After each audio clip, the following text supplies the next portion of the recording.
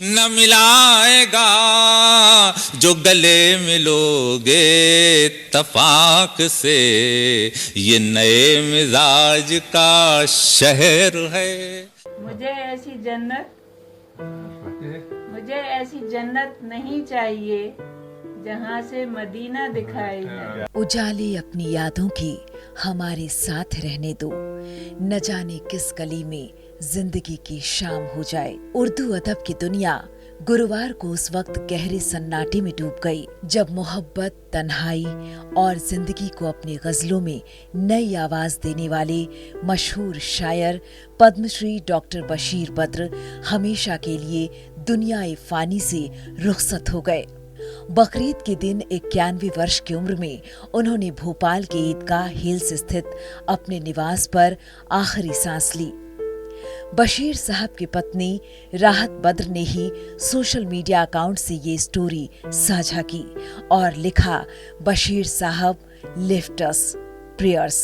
उनके निधन की खबर से साहित्य जगत, कला प्रेमियों और देश दुनिया में फैले लाखों प्रशंसकों में शोक की लहर दौड़ गई।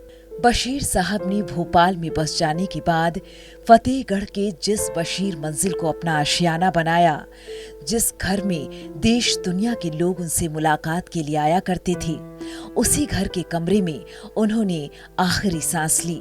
डॉक्टर बशीर बद्र लंबे समय से डिमेंशिया और उम्र संबंधी बीमारियों से जूझ रहे थे।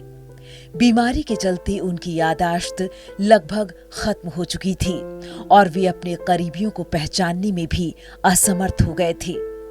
पिछले कुछ महीनों से उनकी तबीयत लगातार बिगड़ रही थी और उन्होंने सार्वजनिक जीवन से लगभग दूरी बना ली थी।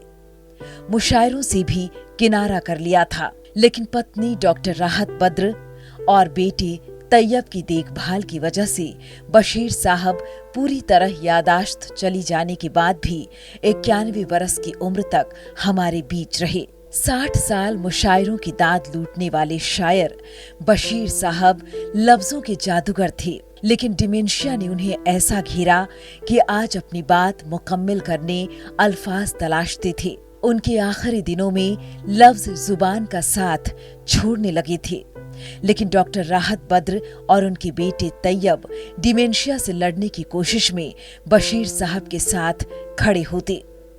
बशीर साहब को बुलंदी वाले गुजरे दिन याद दिलाने उनके कानों में मिसरा फूंकते थे, उन्हें याद दिलाते थे। कई बार ऐसा भी होता था कि बशीर साहब बोल पड़ते थे। वाह वाह और इरशाद के कई दौर चलते थे। अपनी नफासत भरी शायरी और बेहद सरल अंदाज के कारण बशीर बद्र ने गजल को सिर्फ साहित्यिक मंचों तक सीमित नहीं रहने दिया, बल्कि आम लोगों की जिंदगी का हिस्सा बना दिया। उनकी गजलों में रिश्तों की गर्माहट, बिछड़ने का दर्द, अकेलेपन की टीस और जिंदगी की सादगी बेहद खूबसूरती से झलकती थी। यही वजह रही कि उनकी पंक्तियां मुशायरों से निकलकर लोगों की जुबां और दिलों तक पहुंची। 15 फरवरी 1935 को उत्तर प्रदेश के अयोध्या में डॉक्टर बशीर बद्र का जन्म हुआ। जिस साल उनका जन्म हुआ, उस साल मुसलमानों ने एक ही वर्ष में 2 बार रमजान का त्योहार देखा, रोजा रखा और ईद उल फितर मनाया।